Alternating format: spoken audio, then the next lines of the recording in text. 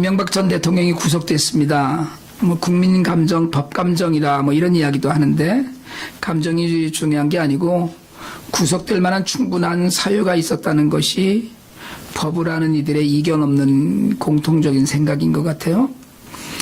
한국교회가 장로 대통령을 만들자고 목청을 높였었습니다. 11년 전 얘기죠. 이번에 대통령이 되기 전서부터 지었던 죄들이 많다. 그런 것들이 이제 밝혀져서 구속되었는데요. 한국 백성들로서는, 국민들로서는 전직 대통령으로 박근혜 전 대통령이 감옥에 갇혀서 재판을 받고 있는 중에 그 전 대통령이 또 감옥에 가서 참담한 심정이다.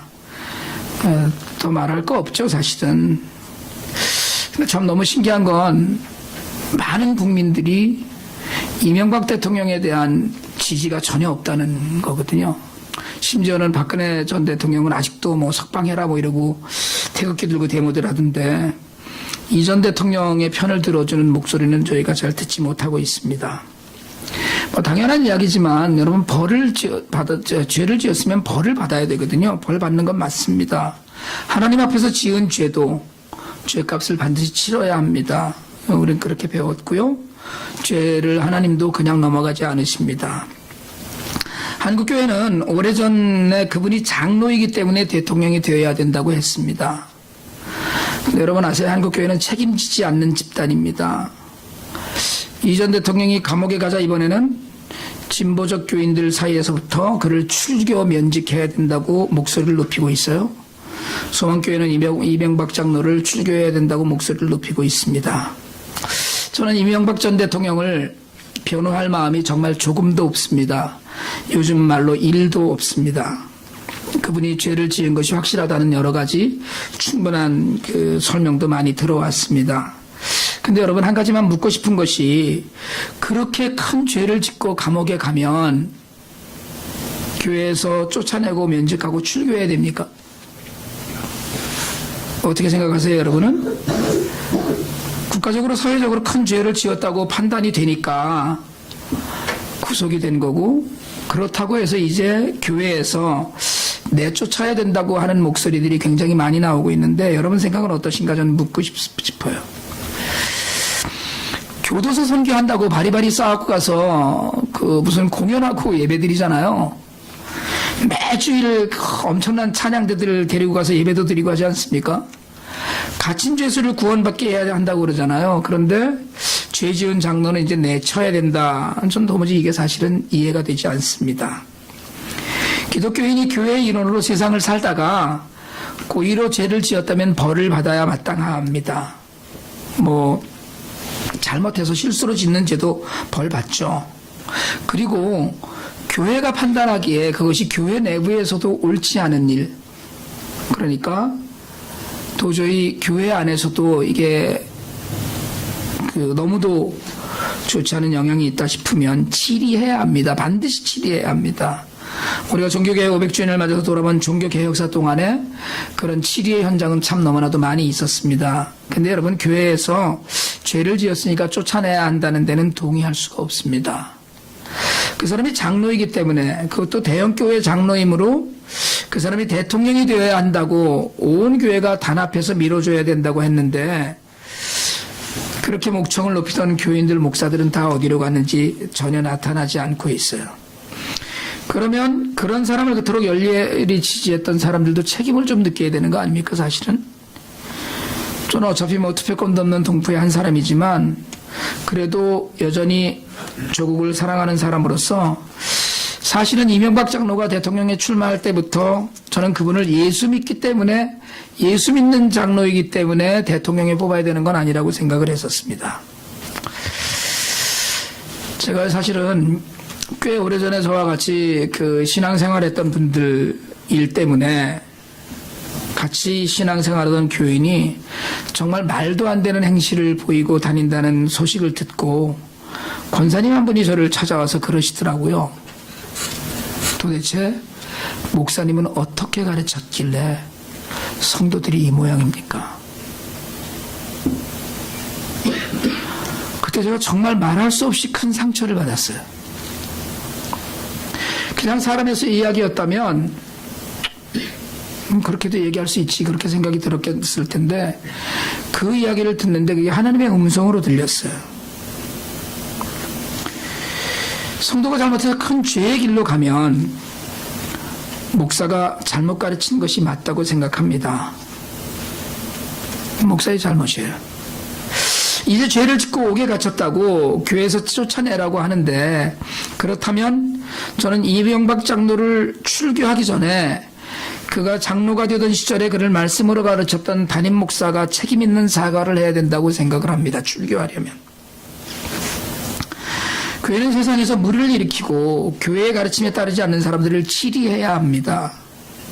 근데 여러분 그러면 그가 도둑질을 했으므로 버려야 합니까? 그 영혼은 교회 문 밖에 내몰아 지옥으로 밀어넣어야 됩니까?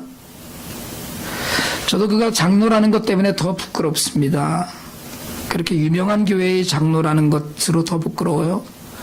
오늘 아침 뉴스에도 무슨 감옥에서 주일날 하루는 성경책을 읽으면서 하루를 보냈는데 그는 독실한 기독교 신자로 알려져 있다 이렇게 기사가 나왔더라고요.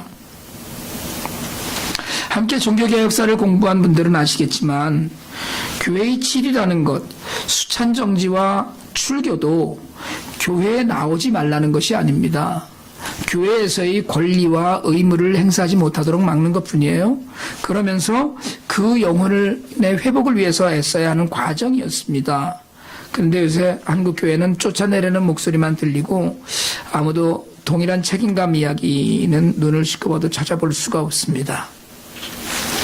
한국은 그렇다고 하지만 저는 요즘 트럼프 대통령 때문에 몹시 부끄럽습니다. 어제도 미국 전역에서 총기 규제를 촉구하는 대규모 행진이 있었어요. 워싱턴에선 80만 명이 모였다고 하더라고요. 정말 시간 되고 가까우면 저라도 참석하고 싶었습니다. 수많은 어린 학생들이 우리가 다음 희생자일 수 있다면서 피켓을 들었어요. 그러나 이권의 눈이 먼 정치인들은 눈 하나 깜빡하지 않습니다. 그런 와중에 트럼프 대통령의 성추문이 무슨 고구마 줄기 캐는 것도 아니고 캐도 끝이 없이 나오고 있어요. 아예 그 상대방들이 얼굴을 드러내고 TV에 나와서 아주 소상하게 인터뷰를 합니다. 제가 CNN에서 인터뷰한 분의 인터뷰를 봤거든요. 얼굴이 뜨거워서요. 오늘도 CBS에서 한 건 보도한다고 그래요. 나라는 둘째치고 애들 보기 민망한 사건입니다. 너무 창피한 거예요. 근데 제가 이 말씀을 드리는 건 정치가 틀렸다는 말씀을 드리기 위해서가 아닙니다. 그를 감싸고 그를 옹호하는 기독교 지도자들이 있습니다. 복음주의권 지도자들은 정말 트럼프를 감싸고 지금도 여전히 축복하고 있어요. 가장 큰 이유 중에 하나가 동성애를 반대한다고입니다. 여러분 저도 동성애 반대합니다. 동성애는 죄입니다. 그렇지만 동성애를 반대한다고 성적인 분란을 일으켜서 세상과 나라를 추문에 잠기게 하는 사람을 교회가 밀어주고 감싸주는 것은 더 이상 해서는 안 되는 일입니다. 큰 죄에 동참하는 거예요. 그에게 잘못되었다고 이야기해 줘야 됩니다. 회개하라고. 그야말로 수찬정지시키고 출교시켜야 합니다. 회개를 요구해야 돼요. 그런데 기독교인들은 절대로 회개하지 않습니다. 회개하지 않아요. 오늘 종려주일입니다. 주님은 우리의 죄를 위해서 십자가를 지기 위해서 십자가를 지시려고 예루살렘에 가셨어요. 예전에 예루살렘 방문과는 전혀 달리 주님은 이날 나귀를 타시고 온 백성들의 열렬한 환영을 받으셨어요. 백성들은 호산나, 즉 우리를 구원하소서라고 부르면서 주님을 맞았고 그 엄청난 환호 속에서 주님은 예루살렘에 들어가셨습니다. 그렇지만 채 일주일도 되지 않아서 종교 지도자들이 손에 잡히고 그리고 그토록 열렬히 환영하던 백성들의 저주 섞인 손가락질을 받았습니다. 그리고 십자가에 돌아가셨어요. 예수님은 이 땅에 오직 한 가지 목적만을 위해서 오셨습니다. 죄인을 구원하는 것이었어요. 하나님의 자녀들을 회복시키는 것이었어요. 하나님과 사이가 멀어진 인간을 태초의 상태로 회복시키기 위해서 하나님과의 관계를 회복시켜서 하나님과 사이좋게 만들려고 그래서 오셨어요. 그래서 그 예수님을 믿기만 하면 무슨 죄든지 용서를 받고 구원을 받도록 하셨어요. 여러분, 큰 죄인 작은 죄인의 구분이 없습니다. 살인을 했든 1불짜리 껌을 한 통 훔쳤든 똑같은 죄인이에요. 그리고 모두가 용서받을 수 있다고 했어요. 그 목적 때문에 오셨어요. 하나님과 멀어진 죄인을 하나님께로 인도하는 것, 그게 오직 십자가였는데, 여러분, 인간 자체로는 어떤 피조물로도 인간의 죄악을 갚을 수가 없습니다. 제가 혹시 저희 가족이 뭔가를 잘못해서 내가 대신 벌을 받겠다, 그것이 혹시 사회법정에서 가능한지는 모르겠지만 하나님 나라에서는 가능하지 않습니다. 왜? 나도 죄인이기 때문에 그래요. 누구도 대신할 수 없기 때문에 십자가로 그 죄를 대신하고 인간의 죄를 사하시려고 이 땅에 몸을 입고 오셨어요. 백성들은 예수님이 자신들을 로마의 압제에서 구원할 줄 알았습니다. 상상할 수 없는 능력으로 로마 군단쯤은 괴멸시킬 것이라고 생각을 했습니다. 종교적인 속박에서 해방시켜 줄 거라고 믿었습니다. 가난과 굶주림에서 벗어나게 해줄 거라고 알았어요. 그러나 기대는 사라지고 배신의 길을 걸어서 주님을 십자가에 달았습니다. 종려주일은 주님이 십자가를 지기 위해 입성하실 때 종려나무 가지를 흔들던 백성들의 그 환영을 생각나게 합니다. 하지만 오늘 종려주일을 또한 순환주일이라고도 합니다. 오늘부터 고난주간이 시작돼요. 주님의 고난이 시작되는 것이죠. 십자가로 향한 발걸음이 시작됩니다. 주님은 아셨어요. 그 일을 위해서 오셨기 때문에 이제 때가 된 걸 아셨습니다. 그래서 백성들이 환호에 흥분하지 않으셨고 그들이 배반에 마음 아파하지 않으셨어요. 내일부터 고난주간 새벽 기도회에 주님의 가상칠언을 묵상하려고 해요. 오늘 그 6번째 말씀이었던 다 이루었다라는 말씀을 남기신 주님을 생각하려고 합니다. 종려나무 가지를 흔들면서 열광하던 군중들이 십자가에 못 박으려고 핏대를 올렸습니다. 그리고 십자가에 못 박히셨어요. 그 십자가에서 피와 물을 다 쏟으시고서 다 이루었다라고 하셨어요. 근데 여러분, 이 다 이루었다라는 얘기, it is finished라는 이야기는 끝났다는 얘기가 아닙니다. the end가 아니에요. 다 끝났으니까 이제 홀가분해졌다, 이런 말씀이 아니에요. 주님이 십자가에서 마지막 순간에 적어도 하나님께 영혼을 부탁하기 전에 이 땅에서 하신 말씀인 다 이루었다라는 말씀은 승리하고 완성했다는 선포입니다. 여러분, 십자가는 누가 봐도 치욕이고 패배처럼 보입니다.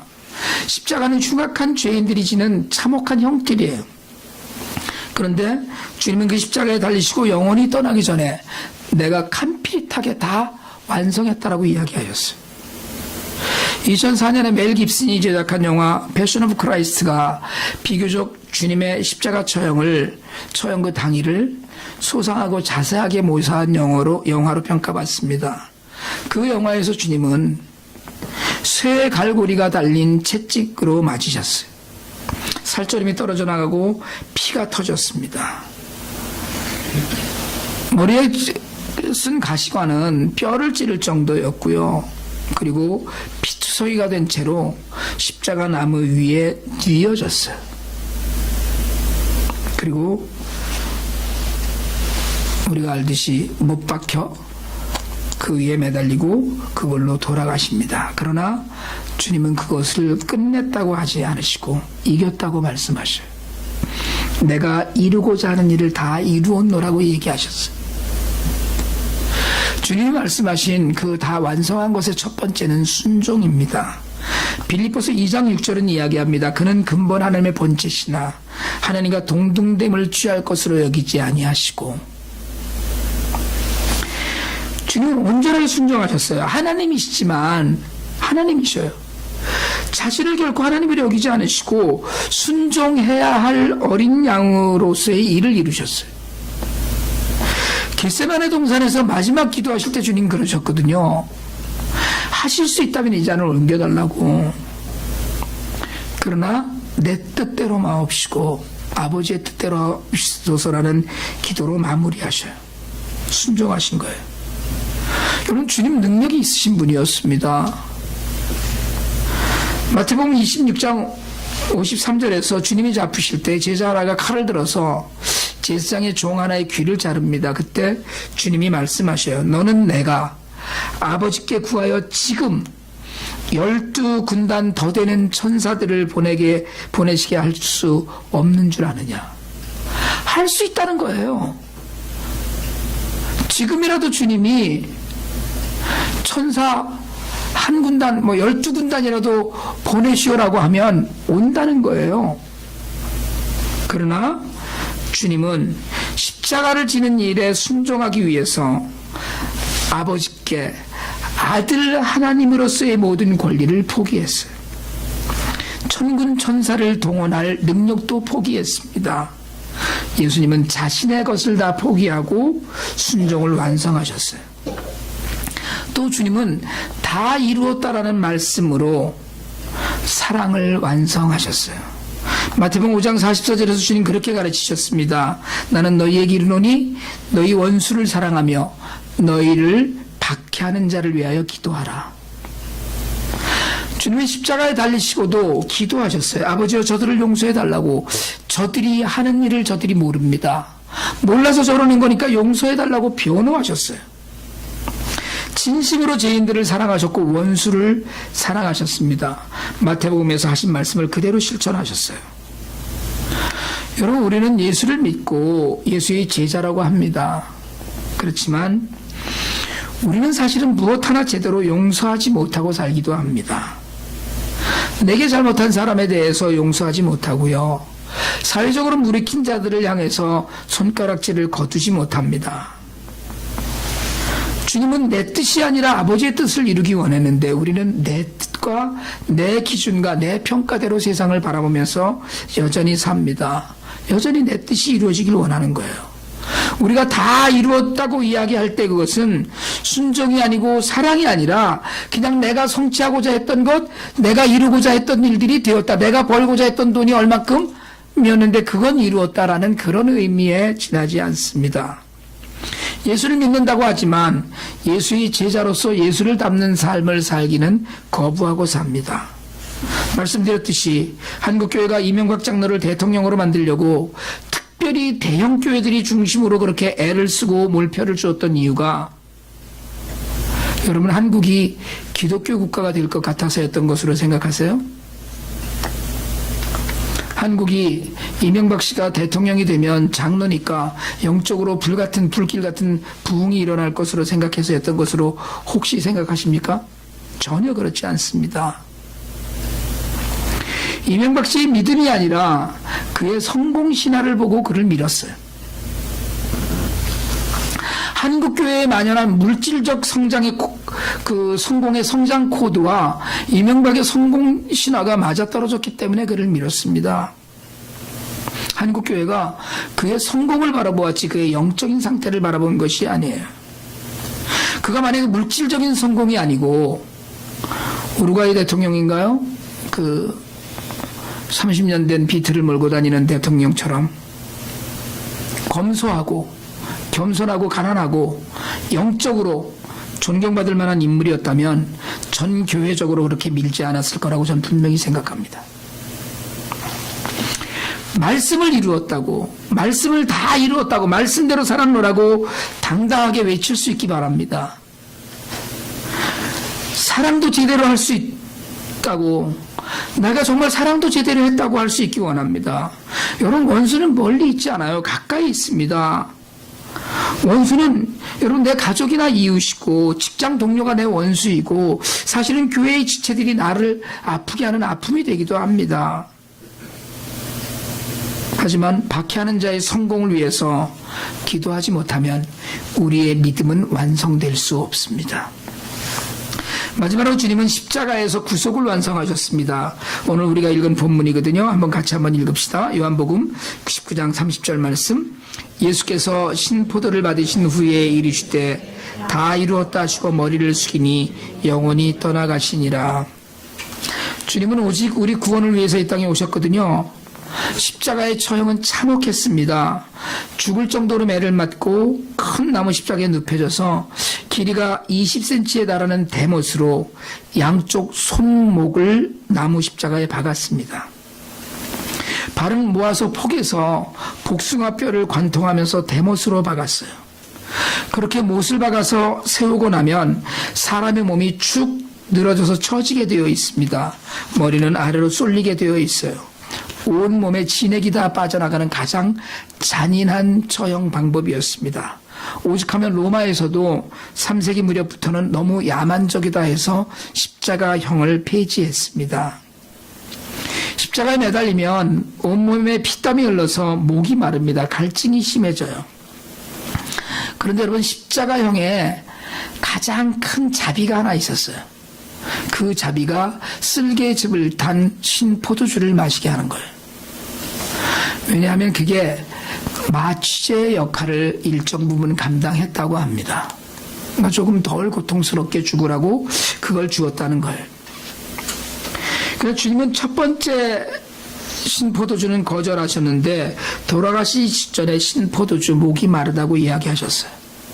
여러분, 혹시 그런 경험 해보셨는지 모르겠는데 갈증이 심하게 나서 입안이 다 갈라질 것 같을 때 식초 마시면 불납니다. 더 큰 고통이 있는 거예요. 주님은 마지막 고통까지 다 맛보시고 말씀을 따라서 구속을 다 이루고 떠나셨어요. 주님 때문에 오늘 우리가 예수를 믿고 하나님 나라를 누리면서 이 땅에 살고 있습니다. 다 이루고 승리하셨어요. 십자가에서 우리의 구속을 이루신 분은 고통을 당한 참 사람이고 참 하나님이셨습니다. 그분은 구역의 모든 구원의 모든 사역을 완성하셨어요. 끝까지 순종하는 본을 보이시고 끝까지 사랑하는 본을 보이시고 끝까지 사명을 완수하는 참된 믿음의 본을 보여주셨습니다. 우리 모두는 잘 알아요. 근데 여러분, 우리는 어떻습니까? 우리는 우리의 모든 것을 이루고 이 땅을 떠나지 못합니다. 우리는 우리의 욕망조차 제어하지 못하고 살다가 하나님의 심판대 앞에 섭니다. 예수를 믿으면서 죽음 이후의 세상, 내세를 잘 믿지 못해요. 지금이 너무 좋아서. 지금 가지고 누리는 것이 너무 좋으니까 죽은 이후의 세상을 믿지 못해요. 그러니까 한 사람도 예외 없이 심판대에 서는데 그걸 자꾸 잊어버립니다. 왜? 지금이 너무 좋아서. 목사 노릇을 40년을 넘게 했다는 70이 넘은 원로 목사는 자신의 목회가 예수 그리스도의 것이라는 걸 잊었기 때문에 아들에게 물려주어요.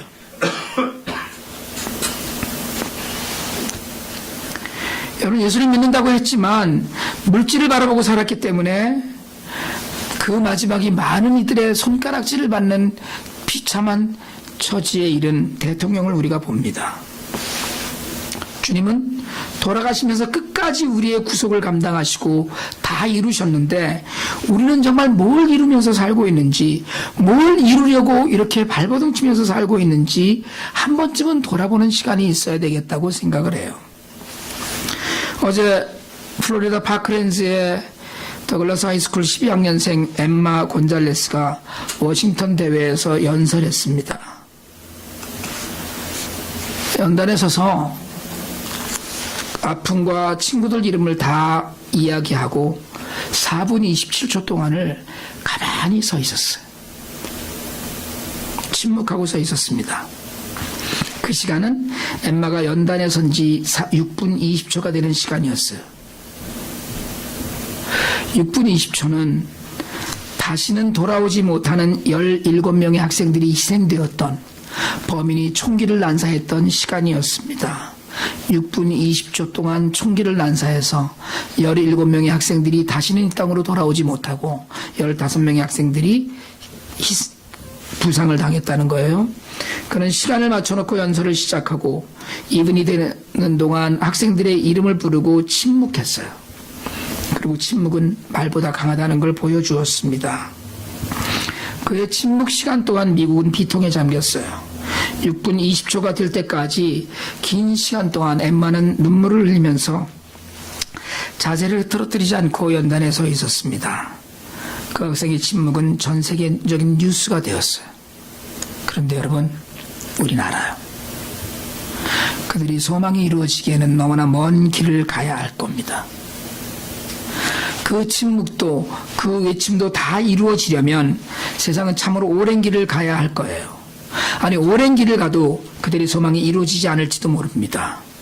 어른들의 탐욕은 학생들의 죽음과 상처와 눈물이 되어 돌아왔어요. 그리고 여전히 그들은 돈을 대는 총기업자들의 편에 서 있습니다. 그리고 너무나도 부끄럽게도 복음주의자들이 그들을 지지해요. 왜 그 학생이 눈물을 흘렸습니까? 예수를 믿는 사람들이 예수를 닮지 않아서예요. 여러분, 예수 믿는 사람 천지인 나라가 미국입니다. 그러나 어느 누구도 총 이야기에 나서지 않습니다. 이익이 걸린 일이기 때문에 그래요. 주님이 그렇도록 귀하게 여겼던 생명, 십자가에서 다 이루었다라고 선포하셨던 그 고통을 감당하신 그 생명을 총 한 자루만 못하게 여기기 때문에 그래요. 총 한 자루 더 팔아서 부를 쌓고 그 부를 나눠먹는 기생충 같은 정치인들과 그들의 빌붙어서 성공을 목말라 하는 복음주의자들 때문에 그렇습니다. 주님은 돌아가셨어요. 주님의 십자가 죽음으로 다 이루셨어요. 그러나 그것이 끝이 아니었습니다. 부활하신 주님은 하나님 아버지 곁으로 돌아가셔서 다시 오실 거예요. 그리스도인은 예배당에 출석하는 교인을 의미하는 말이 아닙니다. 우리 각자는 모두가 세상에서 각자가 교회가 되어 있어야 돼요. 우리 각자가 상처받은 이웃이 우리에게 와서 위로받는 자가 되어야 합니다. 우리 각자가 교회로 우뚝 서야 돼요. 말씀을 읽는 것에서 그치는 것이 아니라 내가 누리고 나누고 전파하는 사람이 되어야 합니다. 십자가에서 이루신 하나님의 사랑, 순종, 은혜, 구속, 이 모든 것이 우리가 끝까지 완수해야 될 우리에게 또 하나의 사명입니다. 여러분, 주님이 이루신 구원의 길에서 우리가 이룰 사명은 무엇인지, 우리는 어떤 모습으로 세상을 살아서 다 이루었다라고 하신 주님을 좀 닮아갈 수 있을지 예수님의 십자가에 동참하면서 고민하는 그런 고난주간이 되기를 원합니다.